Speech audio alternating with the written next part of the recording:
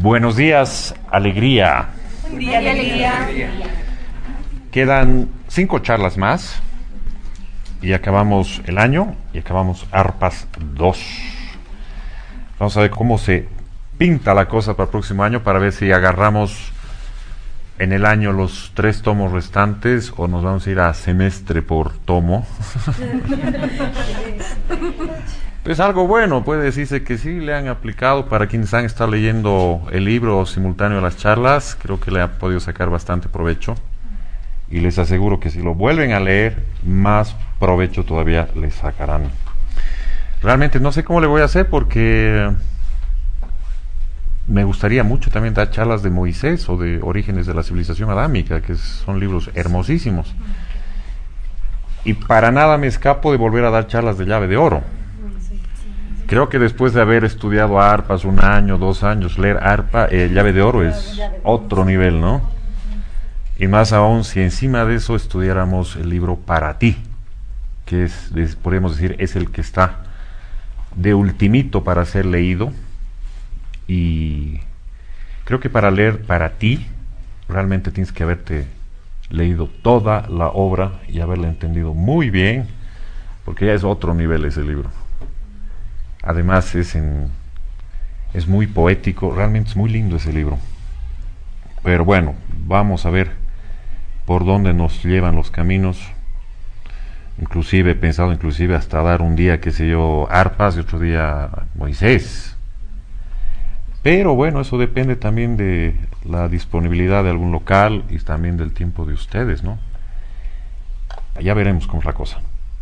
Ya, vamos a comenzar. La charla pasada hemos comenzado hablando de Jisiva y Carandama. Justamente hemos hablado un poco de lo que pasaba en el arco de Epífanes y el mendigo Simón, justamente. Hablábamos cómo la ley del karma es tan sabia y cómo una persona que había mandado hacer una construcción tan grande con tanto lujo y que mucha gente, por satisfacer su desmedido orgullo, ha padecido bastante por solo hacer esta obra, y tiempo después lo vemos a ese mismo hacedor de este templo, pero en las condiciones más opuestas, como mendigo, mendigando, valga la redundancia, bajo el propio arco que él había mandado hacer. Esto está en la página, comienza en la página 981 el capítulo. Este capítulo tiene nomás su extensión. Aquí lo que se resalta en este capítulo, por ejemplo, también es la curación del famoso giboso Nelio, para quienes lo han leído. Hay una curación a distancia que hace Yahshua. Y también se menciona cómo en Antioquía se fundó la primera congregación cristiana. Y también se menciona, y lo vamos a mencionar más un ratito, el por qué Jisiva y Carandama fueron llamadas después el arrabal de los santos. Vamos a continuar entonces en la misma página 82, vamos a continuar con este mendigo, porque tiene lindas enseñanzas esta partecita. Después que se le explica a Noemí esto de la reencarnación con el caso de esta persona, Yahshua se le acerca a este mendigo y le dice, ahí un poquito más arriba a la mitad de la página 982, dice: ¿qué te ha ocurrido en tus pies que así los tienes deshechos? Le preguntó Yahshua. Trabajaba en la fragua, amo, y un terrible accidente acabó para siempre con mis pies. Ahora pido limosna. ¿Crees en Dios?, volvió a preguntar Yahshua. Yo soy de Gao, sobre el río Níger, pero me crié en Chipre, donde hay muchos dioses: Júpiter el de los rayos, Baco el del vino y de la alegría, Marte el de los triunfos guerreros. No hablo de ninguno de ellos, sino del Padre universal de todo cuanto existe y providencia viviente sobre todos los seres, contestó Yahshua, emitiendo sobre él una poderosa energía. A ese Dios único me refiero. Por él camino yo con mis pies, dijo Simónides. ¿No lo ves? El mendigo parecía estar como suspendido de los ojos de Yahshua, que lo miraban con gran piedad. Si el Dios de los hebreos es tan bueno como dices, sí creo. Yo creo en él y quiero adorarle por todo el resto de mi vida. Yahshua se arrodilló a su lado, tomó entre sus manos los sucios y desfigurados pies del mendigo y le dijo: sabe que el Dios de Israel quiere que ande sobre tus pies y en el camino de su justicia y de su amor. Levántate, que en su nombre yo te lo mando. El mendigo dio un aullido como si un dolor agudo le hubiera enderezado los pies. Se extendió cuán largo era y luego se levantó. Iba a comenzar a dar saltos y gritos, pero Yahshua le dijo: calla, por Dios, que soy extranjero en esta tierra y no has de ser causa de que me tomen por mago. Uno se pone a pensar en esa época, ¿qué diferencia había entre un mago y uno que hacía milagros? Porque se menciona mucho los milagros, por eso decían es un apóstol, es un enviado, es un Mesías, y sin embargo por otro lado estaban los magos. Y en este caso aparentemente Yahshua quería escaparse de toda sospecha de mago. Seguimos. Le dice Yahshua: Simónides, busca una tienda y vístete de limpio, le dijo Simónides, dándole algunas monedas de plata. Luego vente con nosotros a Gisiba, que allí tendrás casa y familia. Y siguieron su camino, dejando al mendigo mudo de asombro, que ni aún acertaba a pensar en lo que le había pasado. Les vio pasar el arco y perderse entre la multitud de gentes que iban y venían, vendedores ambulantes, paseantes que tomaban el fresco de aquella mañana primaveral, más hermoso aún con la belleza de las aguas cristalinas que surgían chisporroteando como granillos de oro a la luz del sol, de los 1000 surtidores de las fuentes que embellecían los jardines a uno y otro lado de la avenida. Esta es otra cosa muy curiosa que me ha puesto a meditar cuando recuerdo las películas de Pascua. Siempre o en su gran mayoría de las películas que yo he visto, todos los lugares por los que ha recorrido el maestro como que son bien arenosos, ¿no? Pura arena. En ningún momento se ven, bueno, yo no recuerdo haber visto jardines, fuentes, palmeras, especialmente cuando pensamos en Jerusalén, que era un tremendo lugar en esa época. Y sin embargo, cuán reflejado tenemos esa parte de la historia de una manera tan unilateral, y cuando de pronto alguien nos dice palmeras, jardines, fuentes y todas esas cosas, uno dice: ¿será o me están describiendo otro mundo?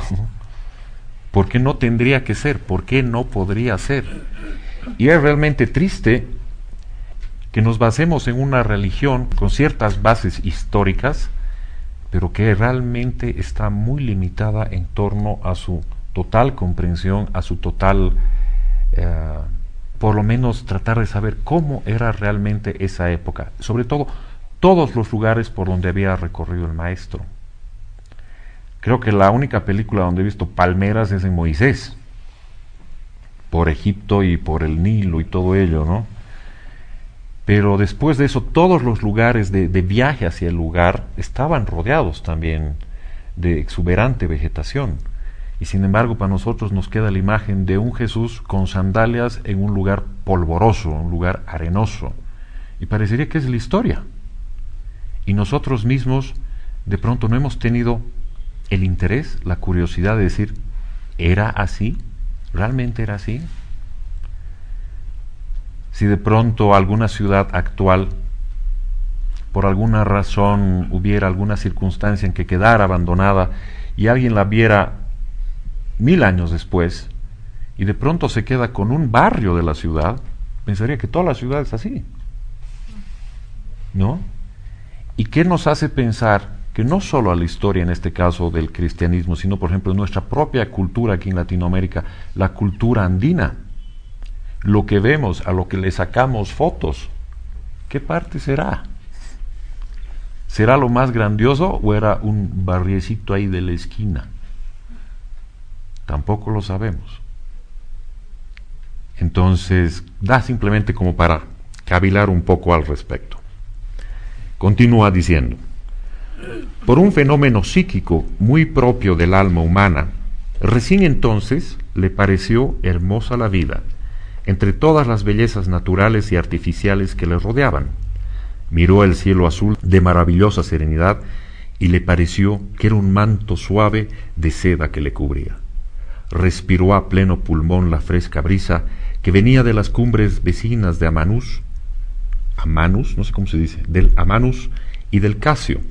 Aspiró con ansias el polvo de oro del sol que lo inundaba todo de luz, y por fin vio en su mano sucia y enflaquecida las monedas de plata que le había dado Simónides, mientras le invitaba a seguirle hasta el suburbio de Gisiba, donde tendría casa y familia. Una inmensa ola de ternura y de gratitud le inundó el corazón de tal manera que corrió como un loco hacia el lado por donde vio desaparecer a aquel joven de manto blanco que le había dicho: levántate y anda.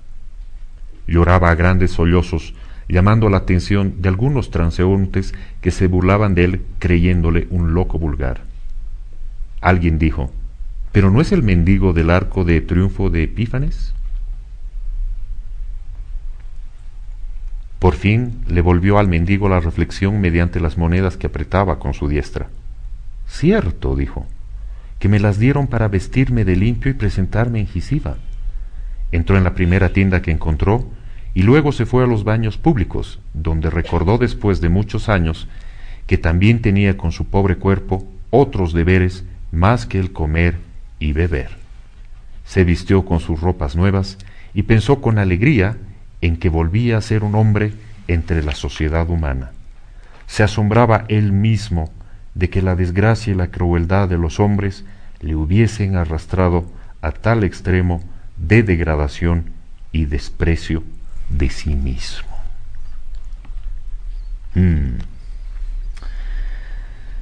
Degradación y desprecio de sí mismo, olvidarse de sí mismo.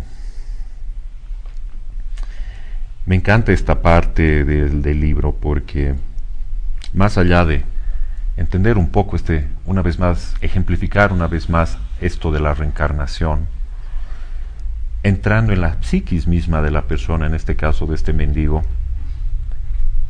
dos cosas. Uno, cómo la maldad del ser humano es capaz de dejar en ese estado a una persona, y no por alguien en especial que le haya hecho eso, sino por todos que no hacen nada al respecto, hasta que tuvo que venir el maestro. Un mendigo botado en el piso, en esas circunstancias, donde ella era parte del ornamento, diríamos, parte de la calle, parte de la zona, y nadie más. Para los demás era el loco. Y cómo un acto de amor tan grandioso como el del maestro hacía que este hombre, como dice aquí, como un fenómeno psíquico muy propio del alma, recién entonces le pareció hermosa la vida. Vio el cielo, respiraba ese aire,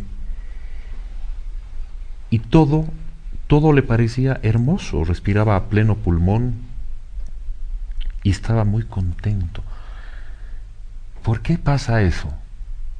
¿Dónde quedó su pobreza? ¿Dónde quedó su abandono? Sin familia, sin nada, simplemente estaba respirando nuevamente a todo pulmón, estaba viendo el cielo con un gran agradecimiento. ¿Por qué? Porque su alma había vuelto a reaccionar. Sin duda alguna, ese fenómeno no es otra cosa que causada por el amor.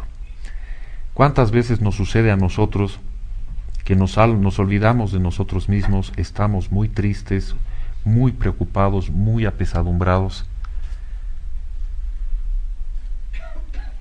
Por ejemplo, hay una canción de Alejandro Sanz que dice: entre la vida y la muerte se siente tan diferente, ¿no? Para quienes hemos vivido esa experiencia de muy cerca con nuestros seres queridos, estás pues con el alma en vilo, como se dice, ¿no? Hace muchos años, en el caso mío, por ejemplo, mi papá estaba muy delicado y estaba a punto de desencarnar. y para mí realmente era imaginarme cosas y evitar situaciones y negar a sí mismo. No, yo no me había adentrado mucho en este camino. Y después de tanto sufrir y tanto sufrir, de no dormir, de esperar si sale o no sale y estar así, finalmente salió mi papá de esto y me sentí como este mendigo, ¿no? Respiré nuevamente, me sentí agradecido. Me di cuenta que tanto tiempo había tenido a mi padre al lado y en los últimos tiempos no lo había invitado a tomar un café. No nos habíamos sentado a charlar, no habíamos ido a comer una hamburguesa, no habíamos visto una película juntos. Y en ese momento, cuando ya salió de la terapia intensiva, me vino ese agradecimiento tan grande y quería saltar igual y quería llorar y quería hacer todo eso en agradecimiento a que me lo habían dejado un tiempo más,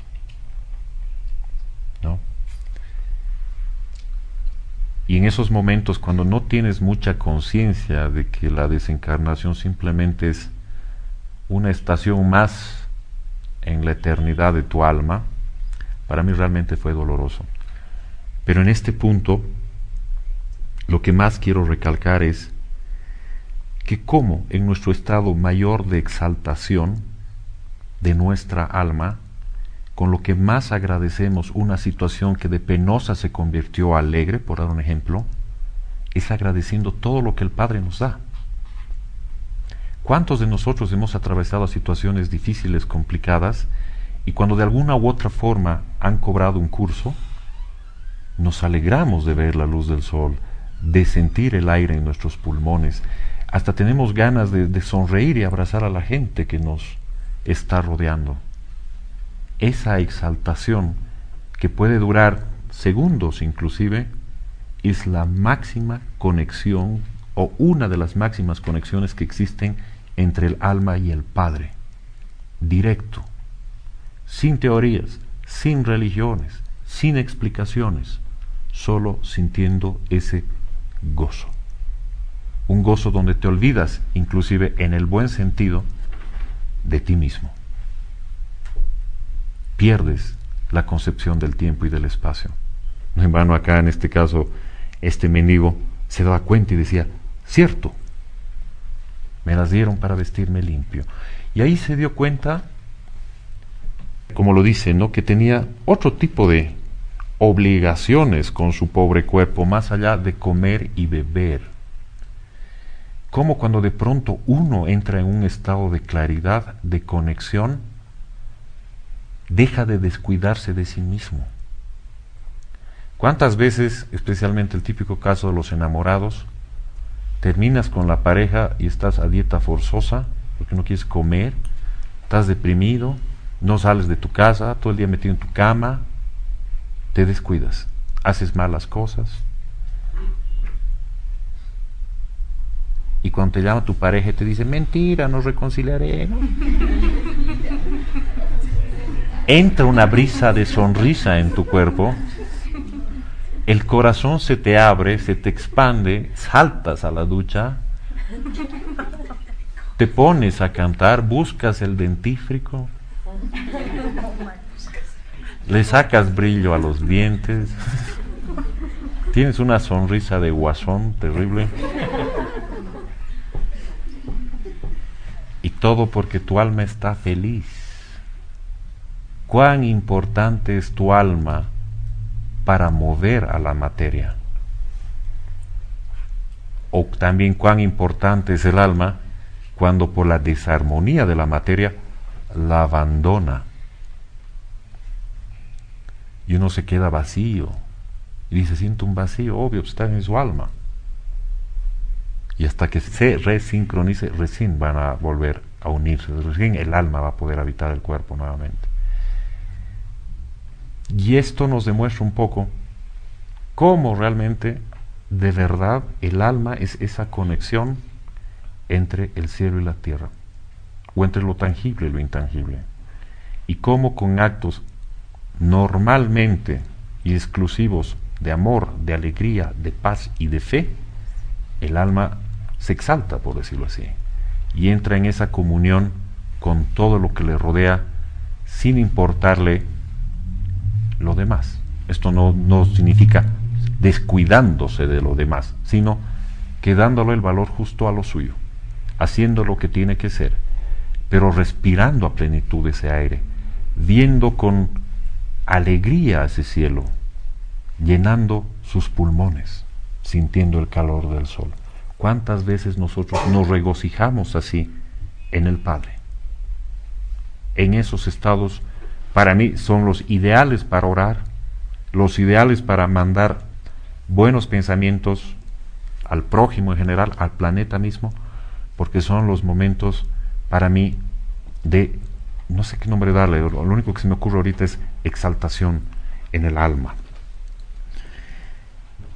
Ya, vamos a continuar, vamos a pasar a la página, unas buenas páginas hasta la 995. Sí. Aquí Yasuo está haciendo otro milagro, para variar.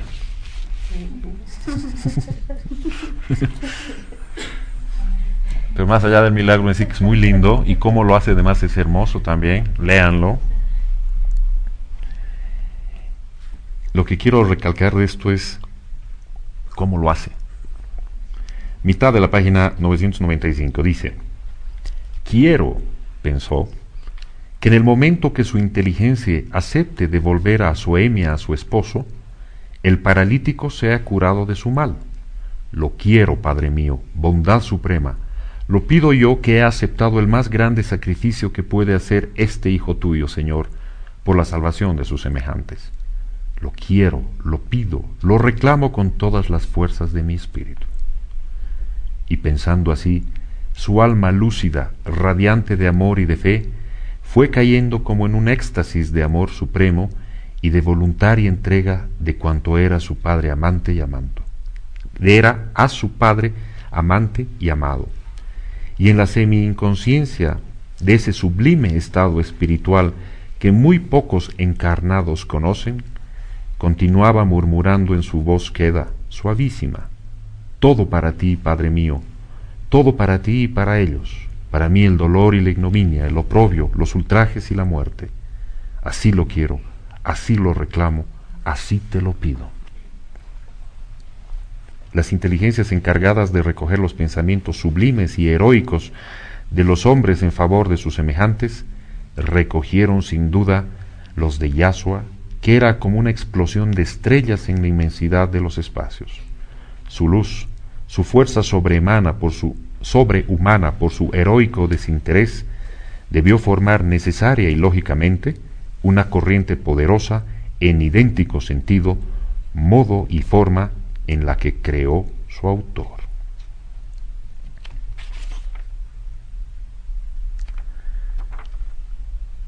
Es más largo este milagro, relatan cómo simultáneamente se está manifestando en el otro lugar, pero lo que me llama aquí la atención es con qué entrega, con qué fuerza, con qué devoción, con cuántas ganas él pedía un milagro como nosotros lo conocemos, para que el Padre lo colabore en esta acción. Con tanta fuerza y sobre todo con tanto desapego de decir, para mí nada, para mí todo lo contrario, para mí el dolor, para mí esto, para mí lo otro, pero para ti todo lo hermoso, todo lo bello, todo lo bueno, y eso lo deseaba también para su prójimo. Solo de esa manera, como dice acá, de un espíritu con tanta fe, un espíritu tan elevado y con una firmeza, una convicción y una súplica tan grande, era capaz de formar una fuerza sobrehumana y hacer directamente como una explosión de estrellas en la inmensidad, como relata la autora. Cuando nosotros, por ejemplo, pensamos y pedimos algo al Padre, muchas veces, normal, lo pedimos medios desesperados, ¿no? Medio lloriqueando inclusive. Lo pedimos desesperados. Así, porfa. ¿no? El porfa y como si ese fuera el sinónimo de se va a realizar. Lo pedimos muchas veces tristes, porque algo ha sucedido. Por ahí escuchaba que cuando uno está triste, o está así desesperado, o está alterado en cualquiera de sus manifestaciones, no es bueno rezar, sino calmarse, meditar, conversar, porque estás emanando energía. Y si estás desesperado, alterado emocionalmente y todo ello, creo que no estás ayudando en nada con el deseo que estás pidiendo, porque tu deseo está, diría yo, siendo total y absolutamente contaminado. Entonces realmente no creo que ayude a la otra persona si envías con esa carga emocional, con toda esa carga especialmente de tristeza, de dolor o desesperación, que es lo contrario a la luz. Mientras que si hay una entrega absoluta de ese deseo, de esa fe, de esa fuerza, sí está acompañada con el amor. Sí tiene todo lo ideal a nivel vibracional, a nivel sutil, a nivel energético, no sé cómo llamarlo, para que se pueda plasmar. Y más aún, cuando este pedido y esta intención no trae nada personal de por medio. Nada personal. Cuando se lo pide con ese desprendimiento absoluto, el Padre te apoya. El Padre hace posible eso. ¿Y cómo lo hace? Como menciona acá, a través de las inteligencias encargadas de recoger los pensamientos sublimes y heroicos. El otro día leí un librito que se da en no sé qué iglesia, que hacen un pequeño relato, como una persona veía que en la iglesia, en el pasillo, los ángeles iban al altar, llevando ofrendas. Y había ángeles que no llevaban nada. Y era que quienes estaban en la iglesia y le pedían desinteresadamente al Padre, era como si le dieran todo eso al ángel para que él lo fuera a ofrendar en el altar. Mientras los que no pedían nada por el prójimo y solo para sí mismos, no tenían nada que ofrecer. Tal vez estoy algo así equivocado en la descripción de este relato. Y resultaba que el ángel igual iba al altar, pero triste por no tener nada que ofrecer. Como que pasaba vergüenza ajena, más o menos.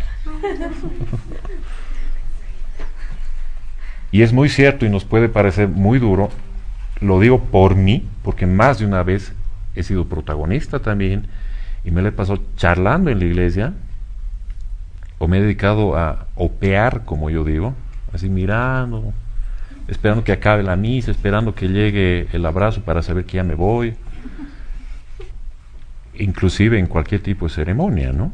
Sea una sagrada ceremonia de un matrimonio, o otra como un bautismo, o simplemente la celebración de la misa, y vamos ahí y estamos literalmente opeando, cuando no sabemos que igual se mueven fuerzas muy grandes en una iglesia, muy grandes, y uno no está aprovechando la hermosa situación como para poder darle a su ángel un par de buenos deseos, de dádivas sutiles, si queremos llamarlo así, para que éste lo ofrezca al Padre. Entonces imagínense eso en nuestro diario vivir, ¿no? Sobre cuánto nosotros, en qué forma y bajo qué circunstancias elevamos esta actividad que queremos dedicar al Padre. Muchas veces siempre hablo de que en las noches es bueno una retrospección, ver cómo nos ha ido en el día, qué hemos hecho, qué hemos aprendido, qué cosas hemos dejado atrás, en qué hemos vuelto a caer y todo ello. Agradecerle al Padre por todo esto. Pero la pregunta es, ¿qué le damos nosotros a Él? Siempre estamos pidiendo, inclusive para los demás estamos pidiendo también. Y Él en su eterna bondad nos lo concede, aunque nosotros no lo veamos, o en la medida que el karma sea permitido, no lo sé. La cosa es que lo lleva a cabo. Pero, ¿cuántas veces, llamémoslo a la semana o al mes, antes de dormir, nosotros elevamos nuestra dádiva al Padre? Es decir, ¿qué le damos nosotros a Él? ¿Qué le ofrecemos a Él? Así como Él nos ofrece todos los días su luz, su calor, los alimentos, la alegría de las personas que nos rodean, todos los días nos da eso. Más allá de que nosotros cumplamos nuestra labor como personas que quieren sembrar el bien por donde recorran, existe la conciencia de cada uno de nosotros, decir, Padre, yo te doy esto hoy. Es muy raro que hagamos eso. Y parecería que nos lo tienen que recordar para que podamos hacerlo, ¿no? Y es entonces, lo explican cuánticamente, lo explica más de una línea espiritualista, de cómo constantemente somos creadores, cómo constantemente estamos emanando pensamientos y cómo vamos atrayendo situaciones afines a las que estamos viviendo. Más de una vez he mencionado, ¿no? Aquello en lo que piensas, en lo que centras tu atención, eso crece, ¿no? A diferencia de la física tradicional, donde polos opuestos se atraen, en la parte espiritual, los polos afines son los que se atraen. Entonces, más de una realidad de la que vivimos es el producto de nosotros mismos, inconscientemente en su mayoría. Entonces, uno dice, pero si tenemos esa capacidad de poder unirnos, pensar lo más elevado, lo más sublime, pedírselo al Padre para el prójimo, para que todo esto fluya y no haya tanta desgracia, ¿qué me impide hacerlo? ¿Por qué no estoy co-creando y lanzando y pidiendo este tipo de situaciones para que un mendigo X de pronto, como el caso de este Simón, pueda levantarse y por fin pueda volver a agradecer otra vez al Padre de toda esa inmensidad y de toda esa hermosura de la cual había estado rodeado, pero de la cual no se daba cuenta o no le prestaba atención? Y una vez más, solo cuando realmente te concentras, cuando realmente lo pides para los demás, no para ti, no con un doblez por debajo para sacarle tu porcentaje de agencia, sino se lo entregas todo, realmente es uno de los actos más sublimes de amor también. Recuerdo que en alguna charla mencionábamos que Yahshua en la carroza en la que estaba le decía a su madre que quería descansar, y lo que hacía era concentrarse para ayudar a las otras personas. Momento que podía como que escaparse, dizque a dormir su siesta, a descansar un ratito, se estaba conectando una vez más con el Padre y haciendo un pedido ferviente para seguir inyectando constantemente amor a la humanidad, constantemente, todo el tiempo. Esa era su labor. Y a veces, más de una vez, me he ruborizado al leer las cosas que hacía el maestro. Yo decía, oye Wolfgang, ubícate un cachito, haz algo vos también. Porque me la pasaba haciendo de todo, viendo tele, leyendo Condorito, cualquier revista. En otras. Y así, día tras día. Recuerdo que más de una temporada, cuando recién estaba empezando a hacerme un camino en el aspecto profesional, estaba sin trabajo y constaba que tenía mucho tiempo. Pero sin embargo, nunca tenía tiempo. Porque no sé en qué gastaba mi tiempo. Entre llamar a todos mis amigos para ver si podían salir conmigo, sin respetar que ellos estaban trabajando o no, y hacer cualquier otra actividad con la que de pronto dices, uy, ya es tarde, encima 3 de la mañana te acuestas, después de haber visto 2 o 3 películas, ¿no? Y ahora con el internet, después de haber chateado con 500.000, con el tal o la cual de Arabia, de Egipto, del Polo, y te das cuenta después que te acuestas agotado, te levantas tarde y no has hecho nada. Pero nada. Ni siquiera de lo que tú necesitas hacer para ti mismo. Menos para el Padre. Y uno ahí se dice, como que hay que cambiar alguito ahí. Realmente somos bastante desagradecidos, bastados confiados de nuestra suerte. Y esto lo voy a retomar en un par de páginas más, ahorita les digo. Vamos a saltar a la página 997. Aquí sigue lo del... Mientras el maestro se estaba concentrando, Flaminio decía: soñé que un hermoso mago, joven y bello como un dios Apolo, me levantaba del lecho y me mandaba a caminar. Cuando me desperté, vi blandos mis pies y manos que me obedecían dócilmente. Los dioses han tenido piedad de nosotros. El relato de cómo funciona este milagro del maestro es hermoso y toma como unas 4 páginas. Después que se ha producido el milagro, porque el milagro decía: si tal persona decide hacer tal cosa, va a suceder esta otra. Y eso lo pide, y eso sucede. Y cuando sucede, el maestro se les aparece a ellos. Se les aparece y los 3 caen de rodillas.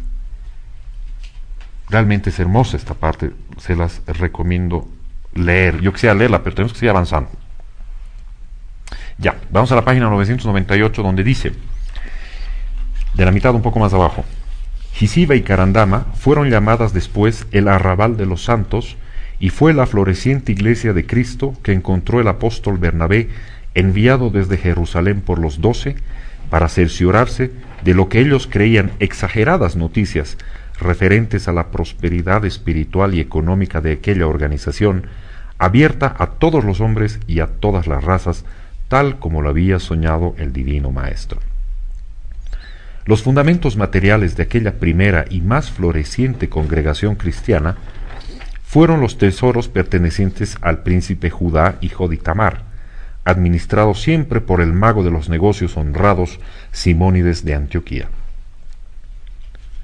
cuyo nombre originario era simplemente Simón de Enrogel, pues que había nacido en el Jardín del Rey, hermoso suburbio de Jerusalén, que conservó ese nombre desde que Salomón construyó allí el palacio para su esposa egipcia, hija del faraón. Al vulgar Simón le había añadido 2 sílabas para darle tinte griego y ocultar así aquel terrible incidente en que casi perdió la vida, a no ser salvado por el príncipe Itamar de Jerusalén, como bien recordará el autor. Un tenue reflejo de estos sucesos se encuentra en las actas de los apóstoles, pero tan vagos e imprecisos que dejan muy en la sombra los grandes trabajos misioneros realizados desde 12 años antes de la muerte del Divino Redentor. En ninguna parte de Palestina y Siria adquirió mayor fuerza y esplendor la Santa Alianza que en la populosa Antioquía, cuya enorme población, venida de todas las partes del mundo, se presentaba a las 1000 maravillas para realizar el sueño divino del Cristo: la unificación de todos los hombres en una sola fe, en una sola esperanza y en un solo amor. Allí no se preguntaba cuál es tu fe, tu culto, tu religión, sino cuál es tu pena, tu dolor, tu necesidad. Curado el dolor moral o físico, surge en los seres la gratitud como una hermosa flor exótica que se aclimata de inmediato en las almas redimidas por el más puro y desinteresado amor. Esto es lo que pasaba con este lisiado. ¿Cuál era el sueño divino del Cristo? La unificación de todos los hombres en una sola fe, en una sola esperanza y en un solo amor, donde no se pregunte cuál es tu fe, cuál es tu culto, cuál es tu religión, sino cuál es tu pena, cuál es tu dolor, cuál es tu necesidad. Tan cierto como eso, tan valioso como eso, tan elevado y sublime como eso. En este camino espiritualista, en estos años que llevo dándole, y habiendo pasado por varias cosas, si hay algo muy común en esto, son las disputas entre líneas espirituales o entre líneas religiosas. No solo a nivel filosófico, conceptual, sino ya a nivel personal ya también.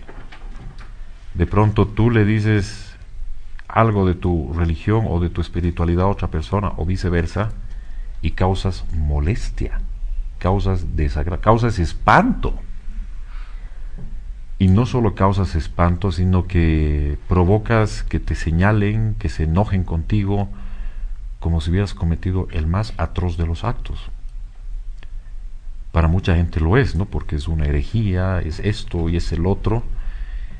Todos, absolutamente todos, convencidos que su religión, su congregación, su línea es la única, la que posee toda la verdad y nadie más está en lo correcto. Y esto lo único a lo que nos ha llevado es a guerras santas, guerras religiosas, a separar en vez de unir. Religión, podríamos decir que si viene de religare, eso significa unir. Pero lo vemos inclusive en gente que pertenece a una misma congregación, tener diferencias abismales, manejando el mismo libro, manejando las mismas palabras. ¿Por qué hay esa diferencia? Es muy común que me pregunten a mí, por esto del programa y todo ello, ¿a qué religión pertenezco? Y les digo, ¿y para qué quieres saber a qué religión pertenezco? Como que parecería como poner una bandera, ¿no? Un logotipo, un eslogan de decir, esta es mi religión, esta es mi verdad y todo ello. Y uno se pone a como especular en estas cosas, a enfrentarse con otras personas por cuestiones religiosas, por lo que dijo fulano o perengano, por lo que dijo tal líder o tal santo o tal persona que la hicieron santa, y nadie normalmente te pregunta cuál es tu fe, o sea, mejor dicho, cuál es tu pena, cuál es tu dolor, cuál es tu necesidad. Si realmente nos preguntáramos más eso, a preguntarte de qué línea eres, nos llevaríamos mucho mejor. Y está claro, no solo en el aspecto religioso, sino en todo sentido. Si bien el lugar donde uno habita es importante, parecería que, no sé cómo explicarlo, parecería, por ejemplo, que lo único que interesa es nuestra cultura, nuestra raza, y no nos importan los demás. Y nos podemos jactar de que tenemos una raza con mucha antigüedad, con mucha sabiduría, y sin embargo no somos capaces de preguntar al de otra raza si está bien, si está todo ok, y si podemos compartir la comida o la casa, donde no hayan fronteras. No, es tu vecindario, es tu casa, es tu vecino, es tu ciudad, es tu país. Y ves a un extranjero inclusive a veces con ojos chuecos. O de pronto te molestas mucho cuando, qué sé yo, algún extranjero o algún país de pronto pueda querer asimilar tus costumbres. O tú mismo dices, no voy a hacer nada que no sea de mi país. Creo que a veces rayamos en la exageración y no pensamos que nuestra localidad, nuestro país, nuestra ciudad es menos que un punto en el planeta y en el universo. El mismo maestro decía que él no tenía patria, pero está claro que no era porque haya sido un renegado, era porque él se daba a todos. Su hermano argentino, su hermano americano, su hermano europeo, todos hermanos, una sola fe, una sola alianza, una santa alianza. Y todavía nosotros seguimos viviendo con regionalismos. ¿Qué color es tu piel? ¿Cómo es tu acento? Hablas raro. Tienes pelo raro. Tienes churcos en tu pelo. Es lacio, eres amarillo. Tienes ojos de alcance. Todo tienes. Es tu hermano. Es tu hermano. Y seguimos todavía pasando el test de ¿cuál es tu religión? ¿Cómo te llamas? ¿De dónde vienes? ¿Qué haces? Y eso lo vivimos en nuestras casas, en nuestro círculo de amigos y todo ello. ¿Cuántas veces no te acercas a alguien o no le haces un favor a alguien? Porque ¿qué es lo primero que dices? No, es que no lo conozco. Típico es eso. Una vez más, el Padre no te dijo, conócedlos y amadlos. Es hacer el bien por el bien mismo. ¿Qué importa su nombre? ¿Qué importa de dónde viene? ¿Qué importa su estado? Si es divorciado, soltero, en anticrético, resignado. No importa. ¿Eso va a cambiar las cosas? ¿Eso le va a cambiar el dolor? Mucho nos dejamos llevar por esas apariencias. Ya. Vamos a saltar al capítulo siguiente que está en la página 1000, que se llama el Sheikh Hilderín. ¿Qué se acuerdan del Sheikh Hilderín? ¿Reencarnación de quién? A más de uno le puede dar urticaria cuando escucha esto. La reencarnación de Adamu, más conocido como Adán. Listo, más de uno cayó. ¿De quién? Ya. Vamos a describir un poco al Sheikh Hilderín, a esta reencarnación tan peculiar, después que en Orígenes de la civilización adámica, Adamu justamente haya sido un personaje totalmente distinto al Sheikh Hilderín. Fue otra cosa, el famoso Adamu. Ya, la página 1001, suena fuerte, ¿no? Página 1001. Arribita, más arriba a la mitad dice, aquel hombre se hacía simpático a primera vista. Demostraba tener 45 años. Su mirada era franca y leal, cuando un verdadero afecto lo acercaba a los que le merecían el nombre de amigos, pero se tornaba áspera y aguda como un puñal para aquellos en quienes sospechaba falsedad y mentira. El príncipe Melchor de Oreb, por el cual sentía un amor reverente y profundo, le había instruido sobre la ciencia divina que ayuda a los hombres a encontrar los caminos de Dios entre los áridos desiertos de la vida terrestre. Pero el alma del valeroso hijo del desierto no volaba tan alto como para concebir la idea sublime de un salvador del mundo oprimido que no fuera un poderoso rey a la cabeza de un invencible ejército. Esta era la postura del Sheikh Hilderín, una persona muy franca. Justamente hay una parte donde Yahshua le habla lo que es ser salvador, lo que es salvar al mundo. El Sheikh, como muchos, una vez más, y como lo acaba de mencionar, pensaba que todo era por la fuerza y con las armas. Todo. Y no por la razón. Y en la página 1004 le dice a Yahshua: sí, tú eres, oh joven príncipe hijo de David, el que ha de darnos a todos justicia, paz y libertad. Todo el desierto de Arabia se levantará a mi voz como un solo hombre para levantarte a más grandes alturas que las que escaló Alejandro, Aníbal y Julio César. Melchor bien lo dice aquí, que tú, Señor, dirás en qué puede servirte este hijo del desierto.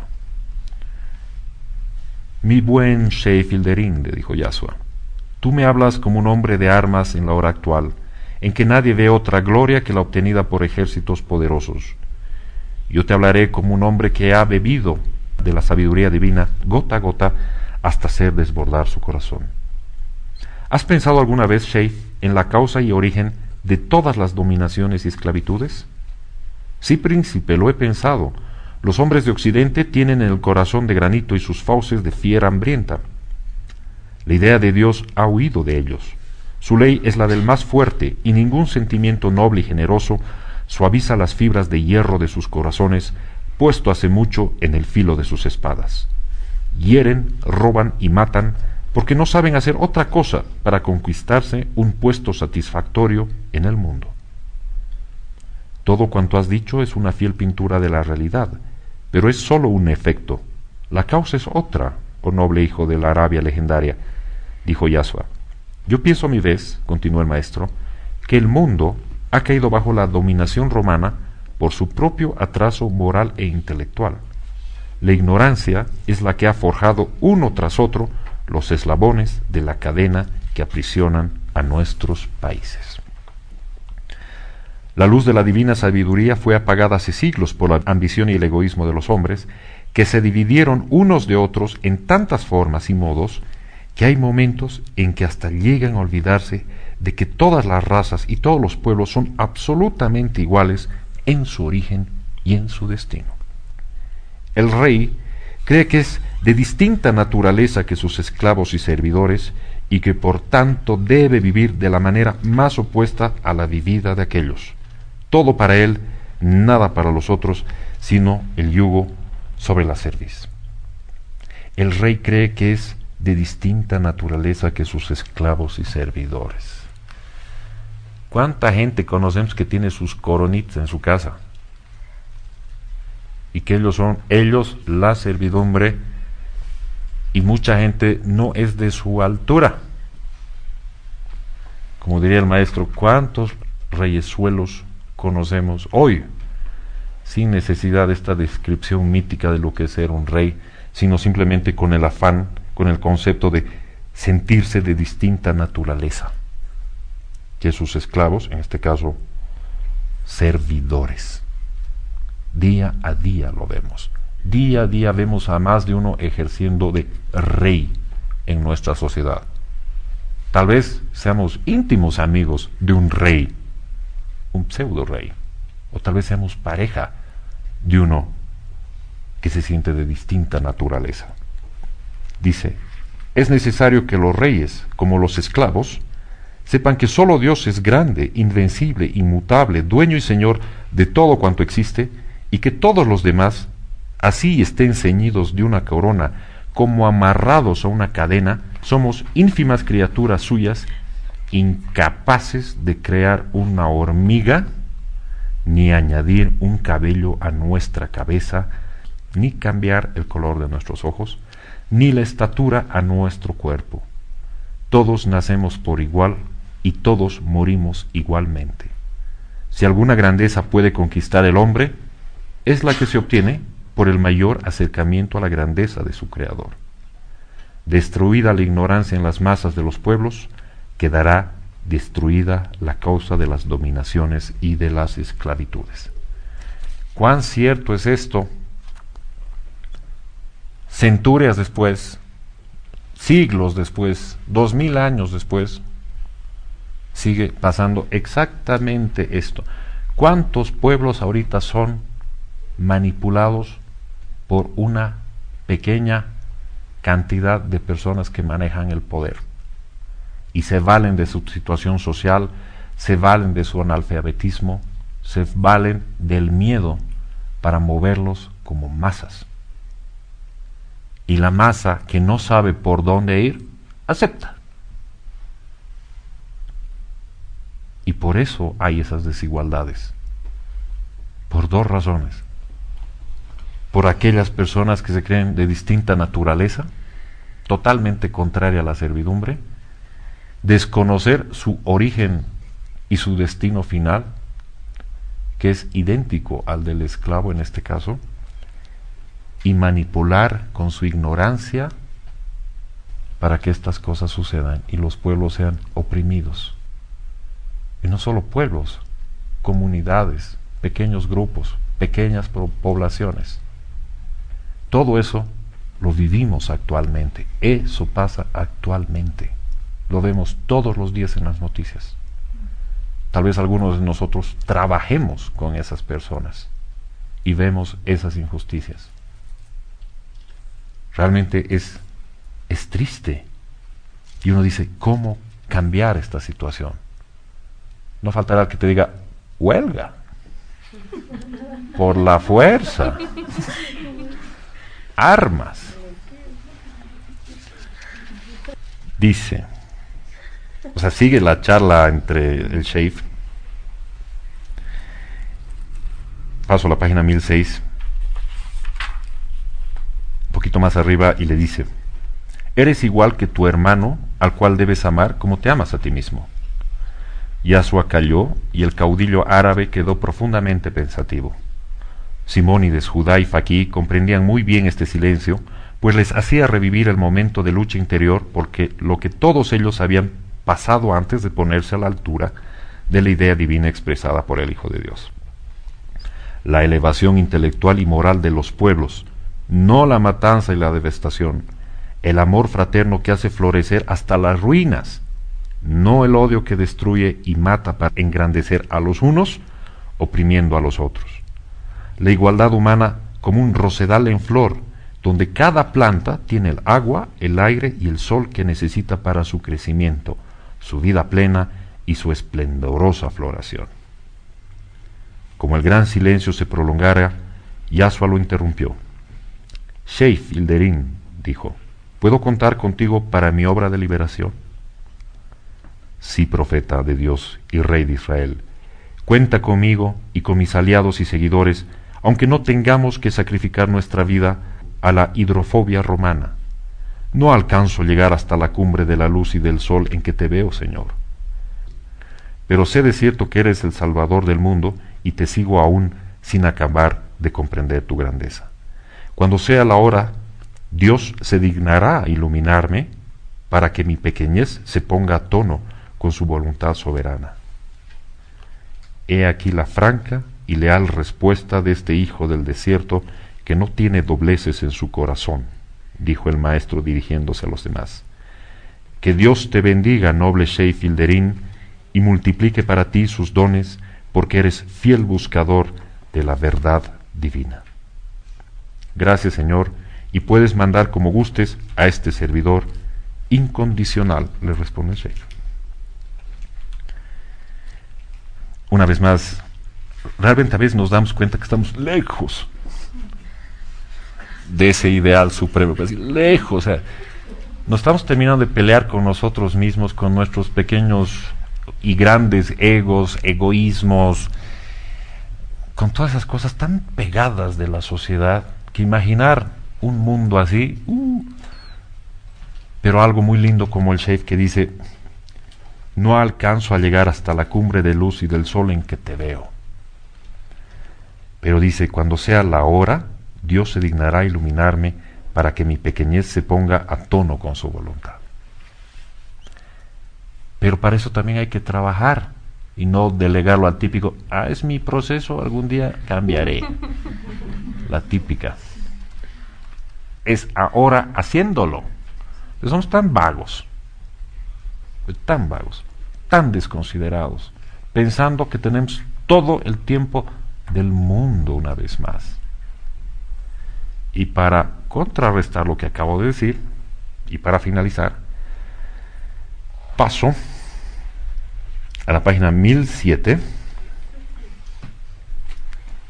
que dice, poquito más abajo de la mitad, yo sé que vosotros cuatro, continuó diciendo Yasua, os sentís como fascinados por estas pinturas vivas que os hago de la verdad de Dios, pero no llegáis a comprender cómo y de qué manera ha de triunfar el bien sobre el mal sin la fuerza de las armas, ¿verdad que es así?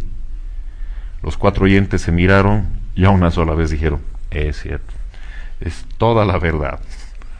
Bien, dice Yasua, pues ese triunfo será la obra de la Santa Alianza y la lucha durará 20 siglos completos, que es el tiempo que falta a la humanidad de este planeta para cambiar de evolución. Cuando ese plazo se cumpla, la justicia divina hará lo que no hayan podido terminar los sembradores del amor. 20 siglos. que necesitaba la humanidad de este planeta para cambiar de evolución. 20 siglos. Estamos por ahí, en la raya. Puede ser hoy. Hoy puede ser ese día. Y todo lo que no lo pudimos hacer, las inteligencias respectivas se encargarán de hacerlo por nosotros. O sea, no trabajar por nosotros, sino lo que no se hizo, pues. Y se acabó. La famosa ascensión planetaria que hablan varias civilizaciones. Siempre te hablan de años y esas cosas, ¿no? Pero una vez más, uno está fijando la atención, por ejemplo, dice el 2012, el 2015, el 2018, convencido de que va a llegar a ese año, ¿no? Y no sabe que hoy puede ser tu último día de visita a este planeta en esta encarnación. Entonces, realmente es donde decimos, hoy uno se toma tanto tiempo para no hacer nada. Realmente dice, me tomo mi tiempo para no hacer nada, porque no sé cómo hacer, así que no hago nada. Porque estás como que esperando un milagro que surja en ti para que te llegue la luz y hagas algo por el prójimo y saltes como un paladín a hacer tu misión. ¿Cuán lejos estamos de eso? Estito más les huele. En la página 1008, poco más abajo en la mitad, dice: la humanidad de hoy, amigos míos, no es diferente de la de aquel entonces, y solo es necesario un plantel de almas sin egoísmos, sin interés ni ambiciones, que se capacite para imprimir estos magníficos rumbos a la humanidad de hoy. ¿Dónde están esas almas? Que se capacite. Y la humanidad de hoy no es diferente a la de aquel entonces. Eso le decía en torno a la civilización Copda, y eso los decimos ahora en torno a la época esenia. ¿Cuán diferente es nuestra humanidad, nuestra civilización, del querer poseer las cosas por la fuerza, de mandar tus ejércitos, de conquistar cosas, de hacer una guerra económica y no necesariamente con armas, pero que igual causa daños peores todavía? ¿Cuán diferente es eso? ¿Cuántas, así como aquí se quejaban de los romanos, cuántos símiles de romanos habrá ahora que todo lo quieren abarcar por encima de quien venga? Y por eso surgen los que dicen, huelga, a la mala, perjudicando al prójimo, sacando las armas, poniendo dinamita, metiendo rifles. Así no vamos a llegar a ese ideal. Con la salvedad en este caso de que hemos tenido 20 centurias para evolucionar al respecto. 20 centurias en las que paren, aquí acaba la cosa, quién va, quién no va a este lado, quién va al otro lado. Y esas 20 centurias pueden culminar hoy. Y volviendo un poco al principio de la charla, hoy, tal vez si tenemos la dicha, la bendición del Padre de ver el nuevo día de mañana, hoy al acostarnos, una vez más, ¿qué hemos hecho? ¿Qué hemos agradecido? Y sobre todo, ¿qué le damos al Padre pensando que tal vez sea nuestra última dádiva hoy? Obviamente te sientes mal de lo vago que has sido. No solo hoy, todos estos años. Como decíamos en un anterior capítulo, las bestias en este caso se preocupan de obtener el mejor pasto. ¿Se acuerdan de eso? Nosotros preocupamos por obtener lo mejor de esto, lo mejor del otro, lo mejor del otro, la mejor ropa. Sentirnos reyes. La típica, ¿no?, de algunas mamás. Ese no te merece. Es un cualquiera. ¿Quién es, pues? Ni profesión tiene, no sabe dónde caerse muerto. La típica. Ojalá aparezcan estas almas que se capacitan para imprimir estos magníficos rumbos a la humanidad de hoy. Que se capaciten significa que trabajen, que le metan ganas, que lo hagan sin intereses propios, sin dobleces en el corazón. Eso fue. Espero que les haya gustado y la próxima charla hablaremos sobre la muerte de Baltasar. Gracias.